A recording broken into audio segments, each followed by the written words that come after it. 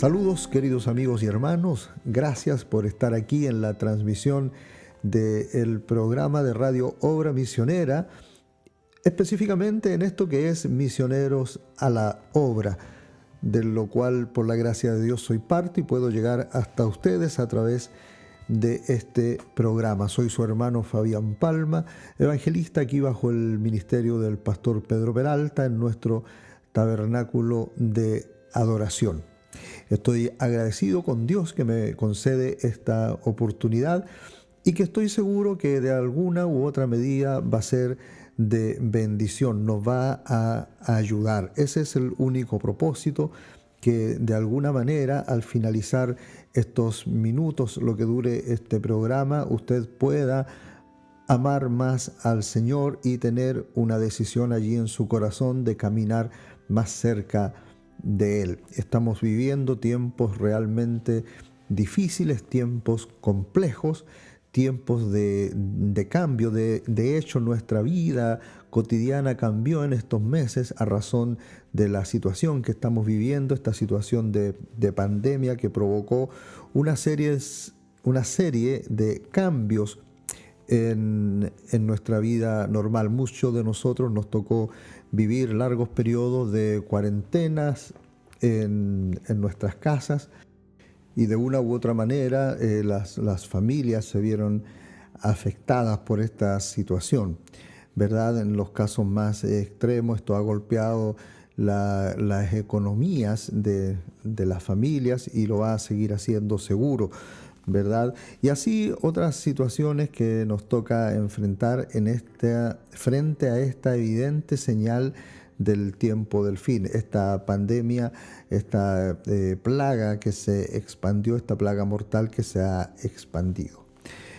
Sin embargo, tenemos oportunidad, mientras tengamos vida, tengamos aliento de vida, tenemos oportunidad de arreglar ciertas cosas, de cambiar también favorablemente ciertas cosas nuestras para que nos ayuden a estar más cerca de nuestro Dios, a tomar una decisión de que así sea. Es de lo que quiero conversarles en esta ocasión, basándome por supuesto en un pasaje de la Escritura, de las Sagradas Escrituras, para comentarles algo de esta situación de decisión a la cual estamos confrontados día a día. ¿Qué quiero decir? Usted tiene la opción, por ejemplo, de colocarse o no colocarse una mascarilla a la hora de salir de su casa, ¿verdad? Y esa decisión que usted tome lo hará usted responsable de las consecuencias de esa decisión. Usted tiene, por ejemplo, la posibilidad de decidir si es que entra a un lugar donde hay mucha gente, a un lugar congestionado. O también tiene la opción de decir, no voy a entrar allí porque hay un factor de riesgo y no voy a asumir ese riesgo. En general quiero hablarles acerca de eso, de nuestra decisión. Muchas veces hay factores que influyen, ¿verdad?, que favorecen, tenemos, por qué no decirlo, la suerte de que se manifiesten elementos que nos ayuden a tomar una correcta decisión. Quiero hablarles de esto basado en la Escritura, que conocemos siempre este pasaje bíblico como el del joven rico, quien tuvo también su oportunidad de tomar su decisión. Muchos de ustedes, seguramente los que son cristianos, los que son creyentes, conocen esta historia, pero de alguna manera quiero traerlos en el paralelo de este tiempo presente. Para ello entonces, y antes de leer nuestra cita, quiero insertarlos a ustedes en el contexto histórico o en el contexto de la escena misma en la que se comienza a desarrollar lo que vamos a leer. Está allí, lo voy a tomar en esta ocasión de Marcos en el capítulo 10. Son otros también evangelistas que abordan este mismo pasaje, ¿verdad? Lo tenemos en Mateo, lo tenemos también en Lucas, por supuesto. Mateo, Lucas y Marcos son los evangelistas que hablan de este cuadro del cual vamos a leer.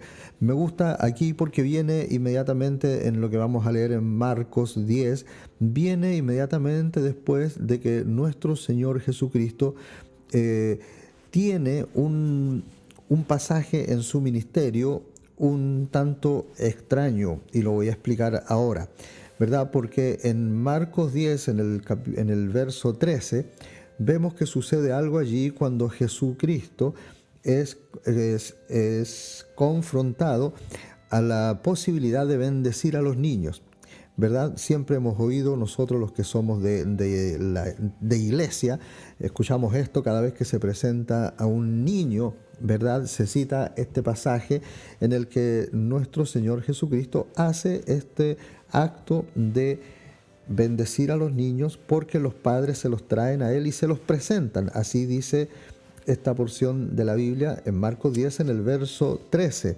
¿verdad?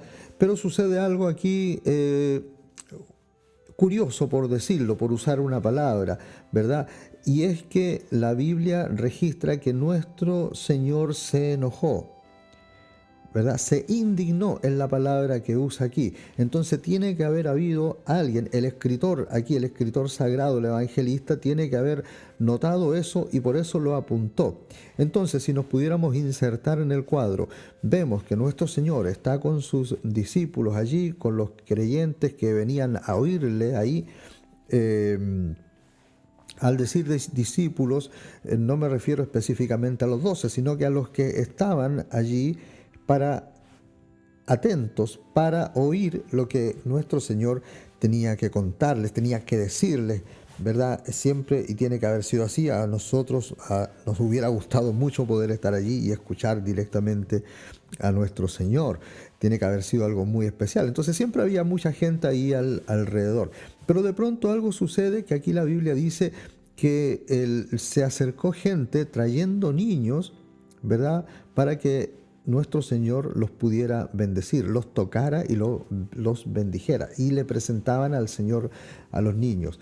Los discípulos ahora, los que estaban cerca de Él, que ahora sí serían los apóstoles, por decir de otra forma, ¿verdad? Ellos estaban allí cuidando al Señor. Ellos se molestaron porque los papás traían a los niños. Esto era demasiado serio, se estaba haciendo algo demasiado santo, demasiado sacro, demasiado serio como para llegar aquí con chiquillos, con niños que generalmente interrumpen un poco la paz de las situaciones, ¿verdad?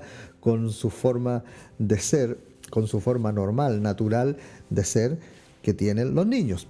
Entonces los discípulos ven esto e inmediatamente detienen a los padres que no se acerquen al Señor con niños. Es aquí donde el Señor tiene esta manifestación, ¿verdad? Abierta, y digo abierta porque el escritor sagrado es que estaba haciendo como un trabajo de reportero, ¿verdad? Atento, anotando cada cosa. No habían cámaras de fotos, no había cámaras de video. Todo quedaba registrado. Había ahí un escriba que estaba tomando nota de cada situación.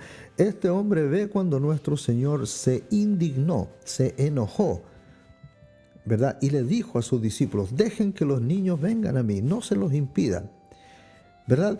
Pero como esto es resumido, no se puede escribir todo el cuadro completo, vemos entonces que esto avanza cuando el Señor toma a los niños en los brazos, pone las manos sobre ellos y los bendice. Antes habiendo dicho que el que no recibe el reino de Dios como un niño no entrará en él. Antes también había dicho que el reino de Dios les pertenecía a los niños. Sin embargo, se había enojado, se había indignado. Un verso antes, usted puede estudiar esto, verlo allí con detención, ¿verdad? Un verso antes que esto, un verso antes que dijera que de los niños es el reino de los cielos. 2 versos antes que dijera que el que no recibe como un niño no va a entrar en él. Y 3 versos antes que lo tomara y los bendijera, nuestro Señor se había molestado, estaba indignado, dice esta misma palabra de el Señor, este mismo pasaje que podemos leer en Marcos en el capítulo 10, en el verso 13. ¿Qué es lo que quiero mostrarles? Que nuestro Señor en un momento estaba molesto, pero en el siguiente momento estaba de muy buen ánimo tomando a los niños para bendecirlos y para transmitirles bendición, ¿verdad? Aquí podemos rescatar inmediatamente una tremenda lección, ya que muchos, ¿verdad?, tienen por costumbre que se molestan por algo y quedan molestos el resto del día, ¿verdad? Unos se molestan con algo específico que sucedió y luego su familia paga la consecuencia de que el dueño de casa está molesto porque algo sucedió. La mamá se enoja porque algo sucede en la casa y todos sus actos durante el día ahora comienzan a ser afectados porque ella está molesta. Bueno, esto es un comentario que quiero insertar entre paréntesis recién antes de entrar a mi tema en sí. Porque el tema en sí está muy afectado por esta situación. El Señor ahora está con buen ánimo, bendiciendo a los niños. Así lo vemos en el capítulo o en el versículo 16 de Marcos 10. Y nos pasamos entonces, y esa es nuestra lectura para el día de hoy, que sí vamos a leer en el verso 17. Esta es nuestra lectura entonces. Marcos 10, verso 17 dice: al salir él para seguir su camino, vino uno corriendo e hincando la rodilla delante de él le preguntó: Maestro bueno, ¿qué haré para heredar la vida eterna? Jesús le dijo: ¿por qué me llamas bueno? Ninguno hay bueno sino solo uno, Dios. Los mandamientos sabes: no adulteres, no mates, no hurtes, no digas falsos testimonios, no defraudes, honra a tu padre y a tu madre. El verso 20 dice: él entonces respondiendo le dijo: Maestro, todo esto lo he guardado desde mi juventud. Entonces Jesús, mirándole, le amó y le dijo: una cosa te falta, anda, vende todo lo que tienes y dalo a los pobres y tendrás tesoro en el cielo. Y ven y sígueme, tomando tu cruz. Pero él, afligido por esta palabra, se fue triste porque tenía muchas posesiones. Bien, esa es nuestra lectura entonces, Marcos 10 del 17 al 22, y esperamos que Dios bendiga esta porción de la palabra. Un momento de oración. Amado Señor, queremos agradecerte por haber podido leer tu palabra, porque la Biblia dice que hay una bendición para el que lee la palabra de esta profecía, pero también hay una bendición para quien escucha. Y allá al otro lado, Señor, alguien está escuchando esto. Pedimos que tú bendigas su vida. Pedimos también, Señor, que de alguna forma tú indiques allí, en su corazón, empujes de alguna manera a que se tome la decisión correcta después de oír esta palabra. Pedimos también, Señor, si alguien está enfermo, si alguien está incómodo, si alguien está con alguna situación angustiante, la ponemos también delante de ti para que tú pongas, Señor, allí tu mano en favor de quien lo necesita en esta hora, Padre. Confiamos en ti, confiamos en tu palabra, confiamos en tu amor. Esperamos, Señor, tu bendición en el nombre de Jesucristo. Amén. Amén. Bien, vamos a entrar entonces directamente en nuestro tema ahora, habiendo hecho todo este preámbulo. La decisión, el tiempo de decisión, que se nos cruza muchas veces delante de nuestras vidas. Y mire esto que voy a decir, se nos cruza por casualidad, entre comillas, o por mucha suerte. Yo creo, de alguna manera, en la suerte. Es más, una vez hasta me atreví a decir que yo no tengo buena suerte. Hay gente que tiene muy buena suerte, gente que se encuentra dinero, gente que se encuentra cosas importantes, por ejemplo, en la vida. Yo nunca me he encontrado alguna suma de dinero considerable, por ejemplo. Tengo una anécdota una vez que venía bajando en un ascensor Esto fue en Brasil, en Río. Vengo bajando en un ascensor y cuando miro al piso había allí unos billetitos. Y me alegré, yo dije, wow, nunca había tenido la suerte de encontrarme algunos billetes. Me agacho, los tomo y me los pongo en el bolsillo contento y en gran parte, por supuesto, dije, esto Dios es bueno y me está dando estos reales. Cuando llego al primer piso y se abre la puerta, viene un señor allí de la mitad del hall, del lobby, viene y me pregunta si acaso yo encontré algún dinero allí.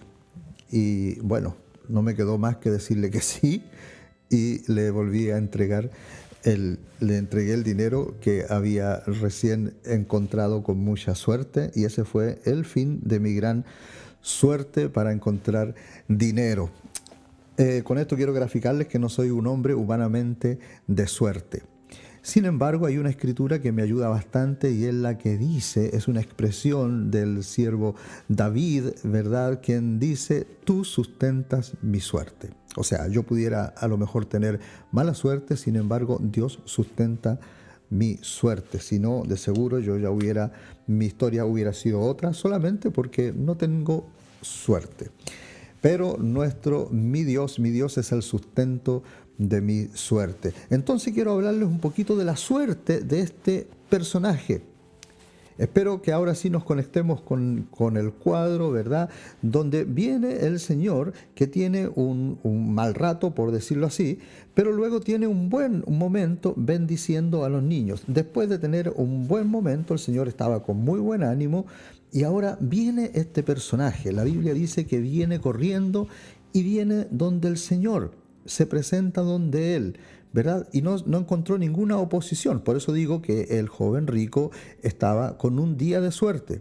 A lo mejor si hubiera venido en otra ocasión, los discípulos lo hubieran detenido, no hubieran dejado que este joven llegara así tan apresuradamente donde el Señor. Entonces vemos que este rico estaba con suerte, era su día de suerte, ¿verdad? Si pudiéramos entrar en el drama al leer inmediatamente, entendemos que este joven rico tenía algo que le inquietaba, tenía una duda, era una duda de ese tipo de dudas existenciales, ¿verdad? De eso que ya no lo dejaba tranquilo. Y sin embargo, tiene que haber escuchado que en algún momento o en alguna parte o en algún lugar iba a estar este personaje del cual él ya había oído, ¿verdad? Que era un hombre que hacía milagros, que hablaba del reino de Dios, que hablaba de la vida eterna, que hablaba... Entonces, este joven rico, quien tenía estas dudas tremendas, no aguantó ese día, se levantó, se puso a lo mejor su mejor ropa, su mejor traje, ¿verdad? Además que era un joven de dinero, así que de seguro que así lo hizo, ¿verdad? Preparó su mejor carro y se fue en dirección a encontrar al Señor. Como era su día de suerte, el camino estaba expedito y pudo llegar rápidamente donde el Señor, a quien encontró de buen ánimo, porque recién estaba el Señor bendiciendo a los niños.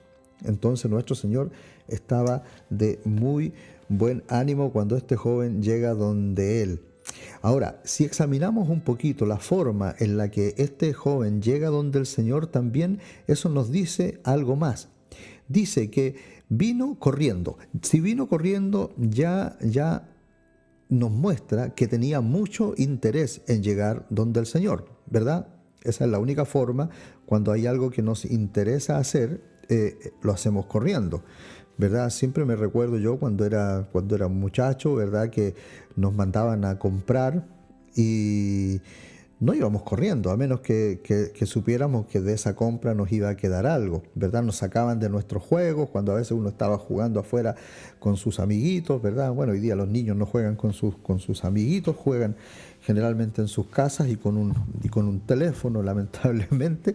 Pero en esos tiempos me acuerdo, yo jugaba ahí afuera de la casa y a veces estaba en eso y mi mamá me llamaba y me mandaba a comprar. Y uno no quería salir del juego, ¿verdad? Y se iba de malas ganas.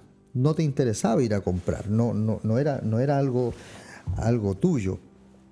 Tú solamente ibas porque te estaban mandando, ibas por lo tanto caminando lento, pensando en otras cosas, al punto que a veces hasta se te olvidaba que era lo que ibas a comprar.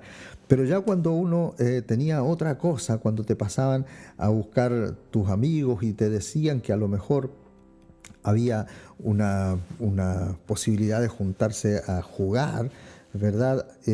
Uno entraba rápidamente, se cambiaba ropa, se ponía sus zapatos de jugar y ya partía con otro tipo de ánimo, ya vas interesado. Así también, por ejemplo, cuando ya crecimos y nos tocaba ir a visitar a nuestra novia, también nadie hacía eso de malas ganas, todos corríamos, ¿verdad?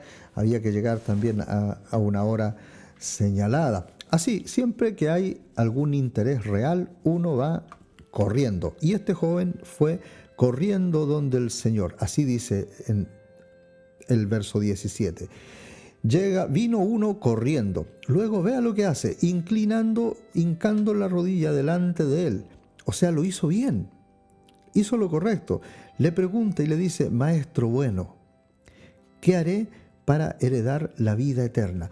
Vea, esto es demasiado importante, mi querido hermano, mi querido amigo, también por si hay alguien allí que no conoce el Evangelio propiamente tal. Estoy hablando del Evangelio básico de salvación, ¿verdad? Pero también para nosotros los que conocemos. Esto es demasiado importante como el joven rico manifiesta esta duda tremenda existencial que ya no lo dejaba tranquilo. Vea, él no pregunta: Maestro, ¿habrá vida eterna? No, él sabía que había vida eterna. Es distinto, ¿ve? Él sabía que había una vida eterna a la cual había que alcanzar. Había una vida superior a eso que él tenía como vida. Él era rico, tenía dinero, tenía todo lo que quería, tal vez era de una buena familia, y ya vamos a entrar en lo que es su familia. Pero él solo tenía todo lo que podía tener un joven a esa edad, en ese momento de la vida. Sin embargo, tenía esta duda. Pese a que él sabía que había vida eterna, él ahora necesitaba tener la fórmula de cómo alcanzarla. Y eso es lo que pregunta aquí todavía en este verso 17. Dice: ¿qué haré para heredar? Él estaba acostumbrado también a heredar las cosas, ¿verdad? Él seguramente era rico porque lo había heredado de sus padres, había heredado la empresa de sus padres seguro, y ahora estaba simplemente usufructuando de ella. Entonces, él pregunta: ¿cómo hago, ya que heredé todo esto material, cómo hago entonces para heredar la vida eterna? Viene el Señor ahora y le dice: ¿por qué me llamas bueno? Ninguno hay bueno sino solo uno, Dios. Y no queda registrado aquí que el joven rico haya interrumpido al Señor y le haya dicho: discúlpeme, entonces, ¿cómo tengo que dirigirme hacia usted? ¿Verdad? No, simplemente ahora el mismo Señor sigue hablando y le dice: los mandamientos sabes. Y le comienza ahora a enumerar algunos de aquellos mandamientos. Creo que alcanza a nombrar 1, 2, 3, 4, 5. Cuando está hablándole del mandamiento de honrar a su padre y a su madre, el joven rico responde y le dice: Maestro, todo esto lo he guardado desde mi juventud. Aquí entonces es donde tenemos que entrar necesariamente a hablar, a decir que este muchacho era de una buena familia, era de una familia de creyentes, había sido bien formado en una casa, en un hogar cristiano, porque dice que todo eso lo había guardado desde su niñez. Todos los mandamientos los guardaba él desde su niñez. Por lo tanto, tenía él una formación, ¿verdad?, que le había obligado a guardar esos mandamientos. Ahora, cuando esto sucede, el Señor entra, y en esto quiero que me acompañe usted a ver este cuadro. Cuando esto sucede, Jesús en el verso 21, Jesús mirándole le amó. En esto quiero que me acompañe mi querido hermano, mi querido amigo allí, en analizar esto que dice aquí la palabra del Señor. Dice que el Señor lo mira, eso ya es grandioso. Eso ya era extraordinario.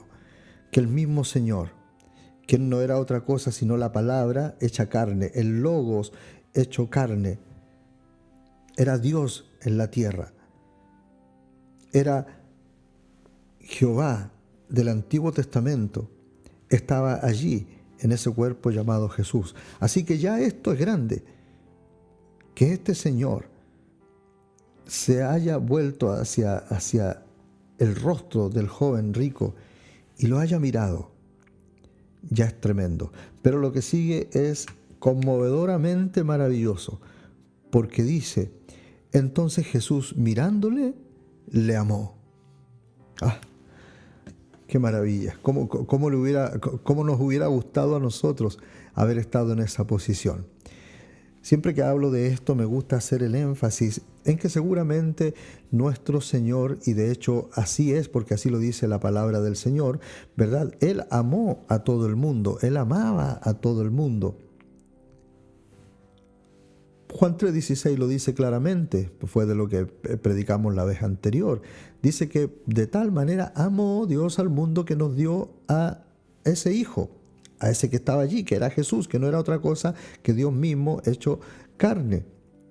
Por lo tanto, Él mismo en sí era una manifestación del amor de Dios. Pero aquí dice que este Jesucristo mira al joven rico y lo mira de tal manera que en su mirada se manifestó el amor.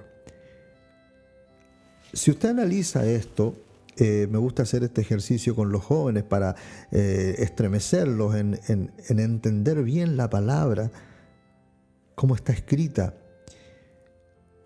Si usted analiza bien, aquí no dice que Jesús le dijo que lo amaba. Dice claramente, mirándole, le amó. Vamos a leerlo de nuevo, ¿verdad? 21.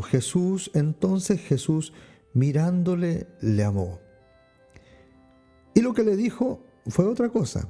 No le dijo que lo amaba, sino que lo miró con amor. Es algo maravilloso. Usted tiene en alguna medida, me imagino, que guardará en su mente, en la mente sentimental esa, en la mente del corazón, guardará las veces que alguien lo miró con amor a usted. ¿Tendrá usted ese recuerdo? ¿Verdad? Claro, bueno, algunos dirán, no, yo sufrí mucho cuando niño, no tengo eso. Bueno, pero ahora cuando grande, cuando por fin encontraste a alguien que te amaba, esa mirada que te dio tu novia en algún momento, ¿verdad? Y luego cuando Dios ya nos regala otros tipos de amores, la mirada que nos da nuestro hijo en algún momento, cuando le regalamos algo. En fin, nosotros sabemos interpretar claramente lo que es una mirada con amor. Entonces yo les pregunto a ustedes, ¿cómo habrá sido en este cuadro la mirada que nuestro Señor le dio al joven rico? Que el que estaba tomando nota allí, como les dije hace un rato, no había una cámara de foto, no había una cámara de video, lo único que había era un escriba, alguien allí escribiendo este pasaje. ¿Cómo sería esa mirada de amor que le dio nuestro Señor a este joven que el que estaba allí lo escribió? No pudo evitar escribirlo y dijo, lo miró con amor, lo amó sin que se lo dijera. Y luego de eso, sí, el Señor le habla y le dice, una cosa te falta, anda, vende todo lo que tienes, dalo a los pobres y tendrás tesoro en el cielo, ven y sígueme tomando tu cruz. Ahora, esto que viene ahora es una de las conclusiones más tristes. Aquí se le acabó el día de suerte a este joven rico. Hasta aquí llegó la suerte de este joven rico, que pudiéramos también dramatizar en ella. Como decíamos hace un rato, tuvo la suerte de heredar una fortuna. Eso ya es suerte, ¿verdad? qué tremenda suerte tenía él. Tuvo la suerte de nacer en una familia de ricos y heredar la fortuna de su padre. Era joven, seguramente tiene que haber sido apuesto, tiene que de alguna manera haber llamado la atención de la gente. Hay un cuadro allí que nosotros conocemos como la pintura de Hoffmann. Heinrich Hoffmann pinta un cuadro donde está este joven rico y está justamente en esta escena. Y él está con unas ropas muy finas, se puede ver allí. Él tenía la suerte de vestir a la moda, ¿verdad? Eso es muy importante para un joven hoy día, en cualquier parte, ya sea en el mundo o acá también en nuestro ambiente de iglesia, ¿verdad? Porque es parte de la vanidad propia de la vida. Y este joven lo podemos ver en ese cuadro del cual le estoy hablando, de Heinrich Hoffmann. Ahí se ve un joven apuesto, bien vestido, con unas ropas muy finas, en comparación incluso a la vestimenta simple. No por ello dejaba de ser de muy buena presencia la pintura que expresa allí la ropa de nuestro Señor. Él tenía solamente una combinación de dos mantos, ¿verdad? Pero este joven rico se ve allí con una ropa muy excelente. También creo que tiene una especie de sombrero, una toca, algo así, en su cabeza. O sea, él estaba vestido de príncipe. Tenía muy buena suerte. Tenía tanta buena suerte que esta duda que él tenía respecto a cómo alcanzar la vida eterna, sabía de que había un hombre que se la podía responder y tenía tanta buena suerte que tuvo acceso directo a él. Sin embargo, aquí, en este que es el verso 23, en el verso 22, ¿verdad? Se le acabó la suerte, porque dice que él, afligido por esta palabra, se fue triste, porque tenía muchas posesiones. O sea, todo podía estar muy bien, todo estaba perfecto, era su día de suerte.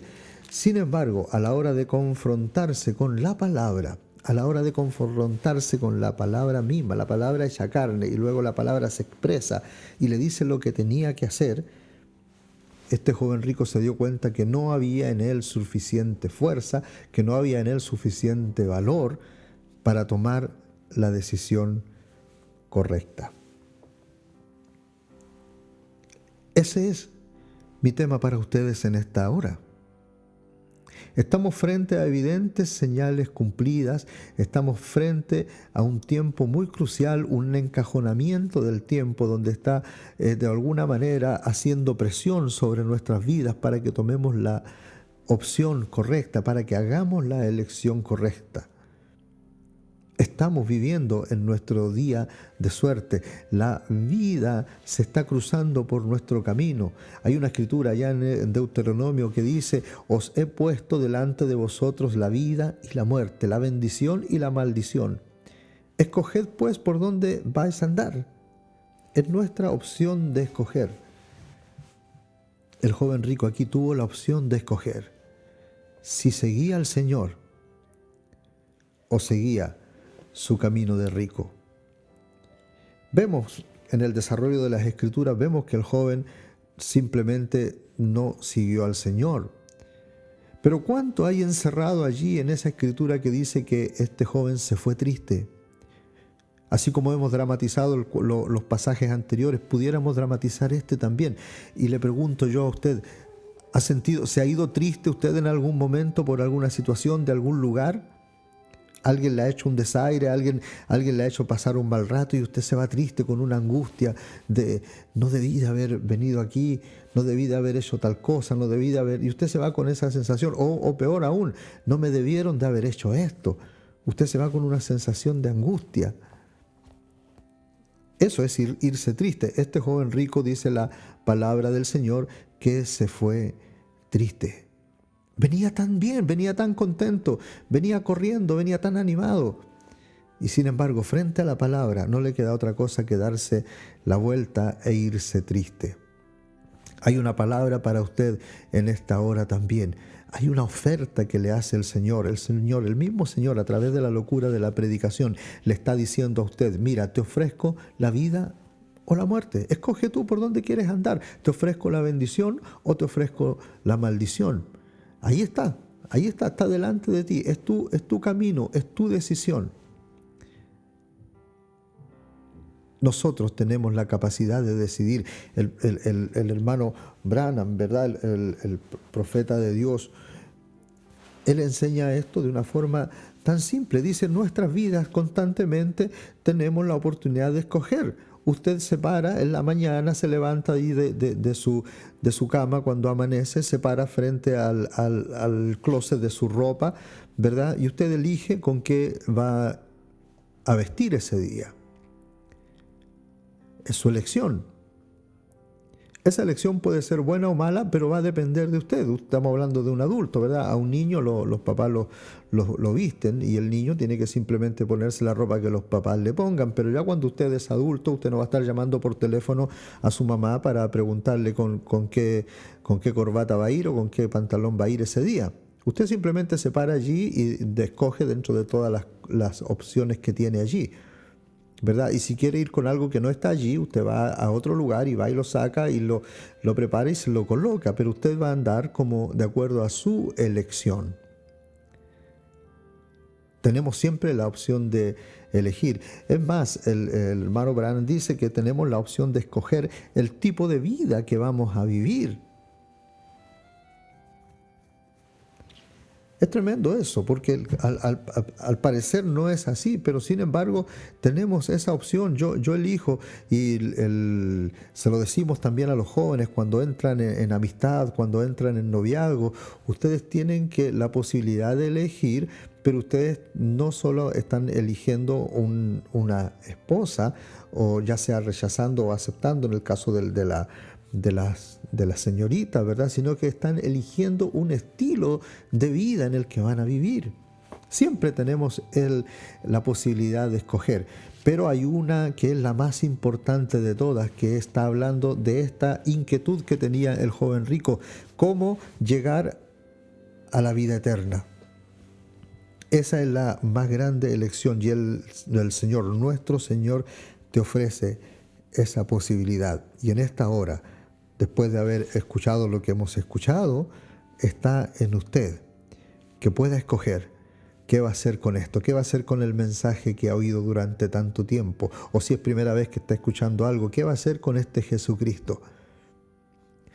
¿No le gustaría aceptarlo? ¿No le gustaría renovarse con Él en el caso de los que llevan algún tiempo? Si hay algún descarriado por allí que está escuchando también, ¿no te gustaría volver al redil, volver al Señor? Volver y decirle: Señor, perdóname, tomé decisiones equivocadas, pero aquí estoy para tomar la decisión correcta en esta hora. Y el Señor que está aquí con nosotros, Él puede tomar tu confesión, tomar tu declaración, tomarla en serio.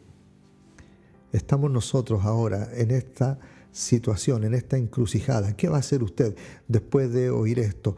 ¿Va a seguir un camino errante o va a decidirse subir al camino que es Jesucristo? Él dijo: yo soy el camino, la verdad y la vida. ¿El camino para qué? ¿El camino para ser un religioso? ¿El camino para ir a la iglesia? No estamos hablando de eso, sino estamos hablando de la vida eterna, la salvación de nuestras almas.